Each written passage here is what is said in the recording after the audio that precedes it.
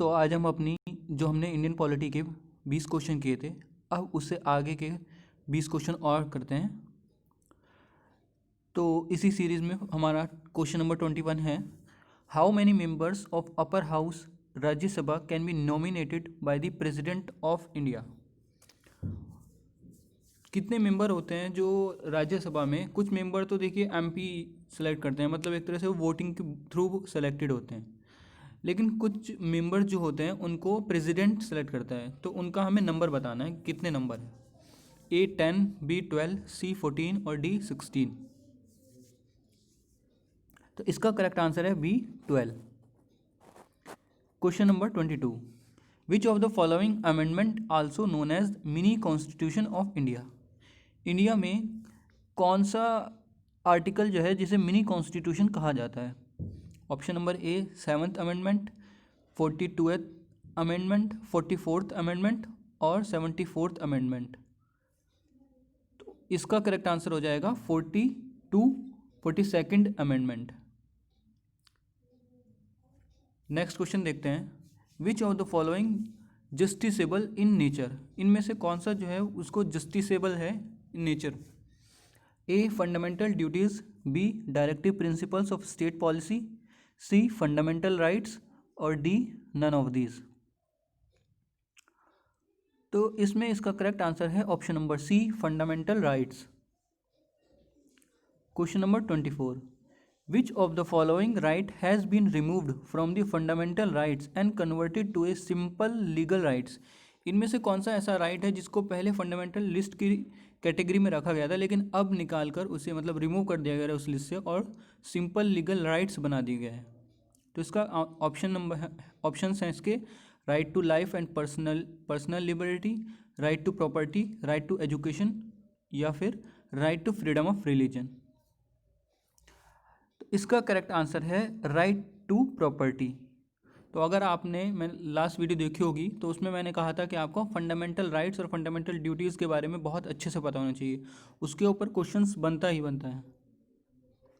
Next question देखते हैं, which of the following does not come under the fundamental duties. तो ये भी देखिए उसी टॉपिक्स में से क्वेश्चन है, इसमें से कौन सा जो है वो फंडामेंटल ड्यूटीज़ के अंदर नहीं आता? To safeguard public property, to promote and improve the natural environment, to promote harmony, to protect freedom of speech and expression। तो इसका करेक्ट आंसर है option number D, to protect freedom of speech and expression. Question number 26, controller and auditor general of India is appointed for how many year. जो controller and auditor general of India हैं वो कितने दिन के लिए appoint किए जाते हैं? 2 years, 4 years, 6 year और 5 years।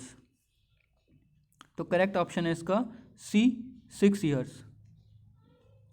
Question number 27, who is the custodian of contingency fund of India. मतलब कौन इसका उत्तराधिकारी होता है जो कॉन्टीजेंसी फंड ऑफ इंडिया होता है? The prime minister of India, जज of supreme court, the president और द फाइनेंस मिनिस्टर। तो करेक्ट आंसर है the president. Question number 28, which of the following country does not have a written constitution.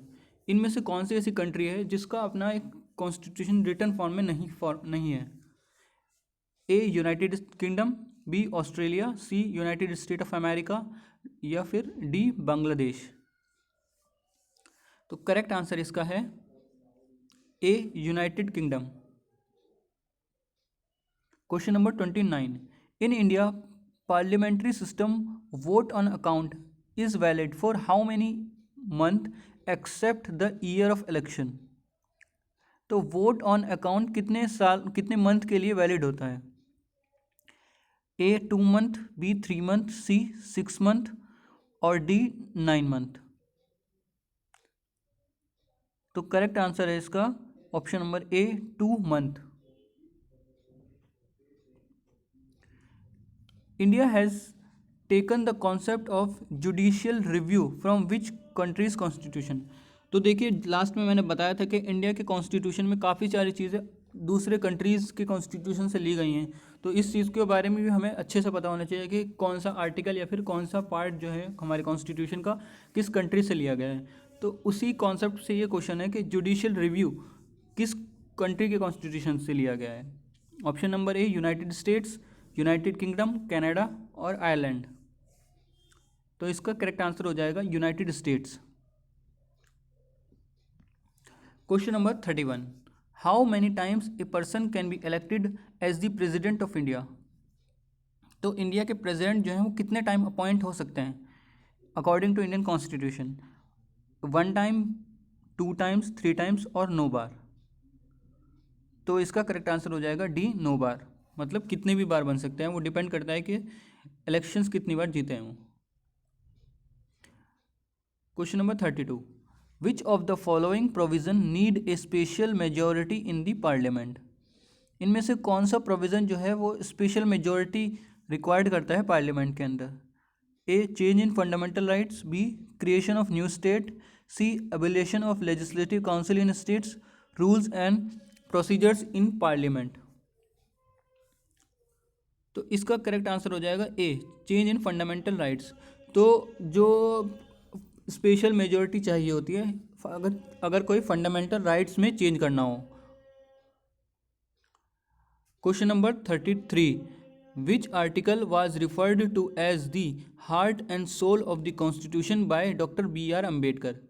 मतलब doctor B R Ambedkar ने कौन से article को कहा था कि ये हार्ट एंड सोल है कॉन्स्टिट्यूशन का? तो इसका ऑप्शन है आर्टिकल नंबर 4, आर्टिकल 32, आर्टिकल 28 और आर्टिकल 30। तो करेक्ट आंसर है इसका 32, आर्टिकल 32। यानी कि आर्टिकल 32 जो है वो हार्ट एंड सोल है कॉन्स्टिट्यूशन ऑफ इंडिया का according to doctor B R Ambedkar. Question number 34, which article can be used by president of India to declare financial emergency. देखिए ये वाला क्वेश्चन पिछली बार भी कराया था मैंने, तो आपको ये क्वेश्चन याद होना चाहिए। Which article can be used by the president of India to declare financial emergency? Option A article 32, article 349, article 360 और आर्टिकल 365। देखिए एक चीज़ और इसमें मैंने बताई थी कि जो इमरजेंसी लगाने वाले जो आर्टिकल्स होते हैं वो 360, 355 से लेकर 360 के बीच होते हैं। इसका करेक्ट आंसर है option number C, article 360। Which of the following is not a fundamental duties. इनमें से कौन सी जो है वो फंडामेंटल ड्यूटीज़ नहीं है? To abide by constitution and respect the national flag, to promote the harmony and brotherhood, to uphold and protect the sovereignty, abolition of titles except military and academics. तो correct answer इसका है option number D. Next question देखते हैं। Which amendment of Constitution of India increased the age of retirement of High Court judges from 60 to 62 years? कौन सा amendment है जिसने high court के जजेस का रिटायरमेंट का जो ईयर है वो 60 से 62 कर दिया है? 10th, 12th, 15th या 245th? तो इसका करेक्ट आंसर है सी, 15th amendment. Question number 37, dash means that the Supreme Court will reconsider the case and legal issue involved in it। एक तरह से फिलअप करना है इसमें।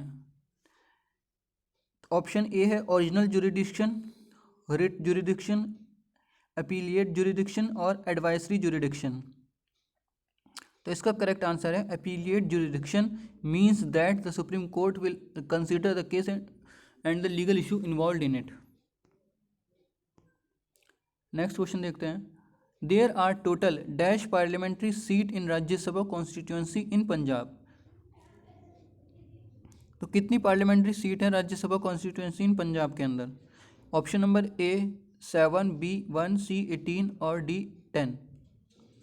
तो करेक्ट आंसर इसका है 7। Next question, which fundamental right in Indian Constitution allows citizen to move the court if they believe that any of their fundamental rights have been violated by state? तो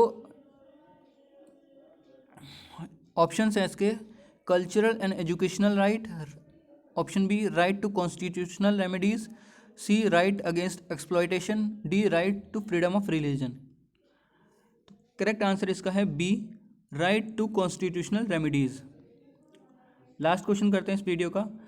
constituent assembly of India was founded in the year. Constituent assembly कब बनी थी India की, कौन से year में बनी थी? Option number A 1940, option number B 1946, option number C 1947, option number D 1950। तो इसका करेक्ट आंसर है ऑप्शन नंबर बी 1947, मतलब 19, ऑप्शन नंबर बी 1946 है इसका आंसर। मतलब constitution assembly of India was founded in the year 1946। चलिए मिलते हैं नेक्स्ट वीडियो में। अगर वीडियो और देखनी है इस तरह की तो चैनल को सब्सक्राइब करो और वीडियो को लाइक करो। इस बार एटलीस्ट 100 लाइक्स आने चाहिए वीडियो के ऊपर। चलिए मिलते हैं फिर नेक्स्ट वीडियो में, और बताइए क्या और इस सीरीज़ को कंटिन्यू करना है।